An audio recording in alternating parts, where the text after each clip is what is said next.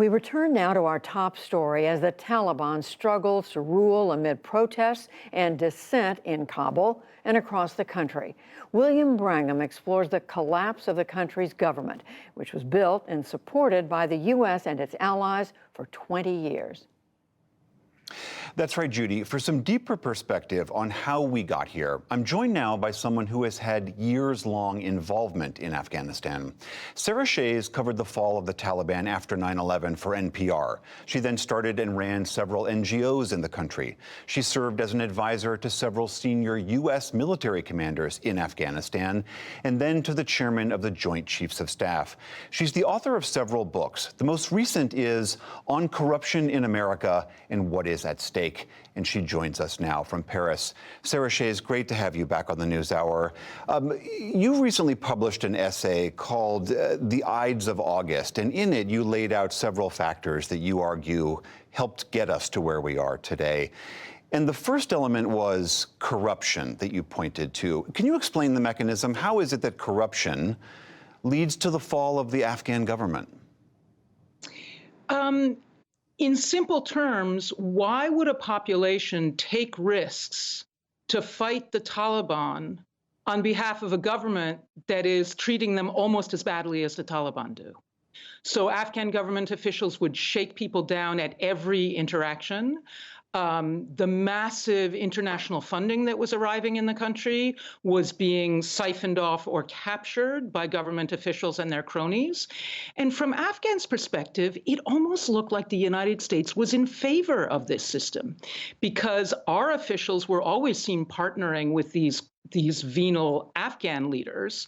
And no matter how much the population complained, they really couldn't get us to address the issue seriously. What role did the U.S.'s actions play in this? Did we hinder the corruption? Did we help the corruption? Did we try to stop the corruption? I have to say, on balance, we enormously helped the corruption. As I say, first of all, by allowing local strongmen to capture the revenue streams. So, for example, you'd have one local strongman who's providing security at a U.S. base, and then he would only allow his people into our contracting conferences, for example. We never held any of the officials that we were partnering with to account. I would say that toward 2009, 2010, we began to catch on to this as a serious issue.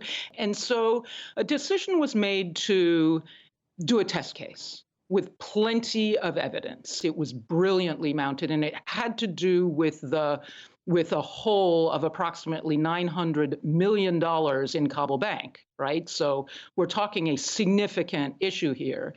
And the person targeted, who was taking a bribe, was in the palace, was close to President Karzai. Well, as soon as President Karzai threw a fit about the arrest of his henchmen, Washington basically executed a U-turn. And the U.S. never took corruption seriously after that. That was in 2010. In 2011, when I was working for the chairman of the Joint Chiefs of Staff, there was an interagency policy process that would arrive at a determination: how was the United States going to address corruption? And explicitly, it was decided that we were not going to focus on any of the high-level corruption, only, quote, street-level police corruption, which, of course, was the purview of the military. So from my perspective, there was a real dereliction of duty on the part of civilian leadership in the United States. Another factor in the essay that you posted was the role that Pakistan played in all of this. Can you explain, for people who are not familiar with the dynamics between the two nations, what role did Pakistan play? The Taliban did not initially arise inside Afghanistan the way we have often heard in 1994. The Taliban were, in fact, basically concocted across the border in Pakistan. At that time, Afghanistan was a pretty chaotic, violent place because it was after the Soviets had withdrawn, and there were a lot of different PTSD suffering, militia commanders who were shooting at each other. And Pakistan was very interested in the long distance trade routes that cross Afghanistan. And it was really hard to get convoys, get goods across the country.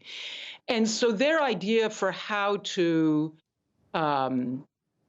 secure their own interests, which both were in trade and were in having some what is often called strategic depth with respect to India, right? Like India's their big rival, and they wanted a little bit of room behind them and control over territory and population. So they came up with this idea of Taliban, and they actually market tested it. And I know this from interviews with locals over a number of years.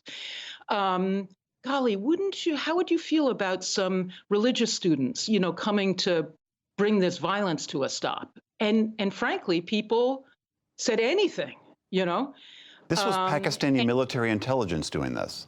That's exactly right. And then in 2003, I watched them begin reconstituting the Taliban. So Pakistan was playing, or the Pakistani military intelligence agency was playing this remarkable double game with the United States, where they were playing at being our ally and helping us conduct operations, but they were also essentially arming, equipping, training, and directing the Taliban. And if you look today at the reactions from Pakistani officials, I mean, they are crowing about the current results, the current outcome. Your essay also touches on the role that former Afghan President Hamid Karzai played in this eventual undoing that we have witnessed. Again, how so? Again, it's very counterintuitive, but it was Karzai who initially negotiated the entry of the Taliban into Kandahar back in 1994. He was basically operating on behalf of the Pakistani military intelligence agency. Karzai got into a fight with his father about it. Others disagreed with him about it.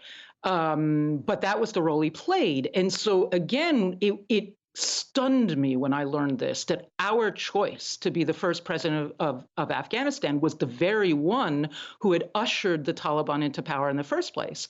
And today we see him again emerging as the head of some coordinating committee. And so it makes me ask myself, has he not been conducting this type of negotiations just like he did back in 1994 with, the leaders of the northern cities who all surrendered, almost in unison, and all of the other kind of local power brokers that we saw surrender in such quick succession? That doesn't just happen by itself. That was prepared. Sarah Chayes, always great to see you. Your latest book is On Corruption in America. Thank you so much for joining us. Thanks for having me, William.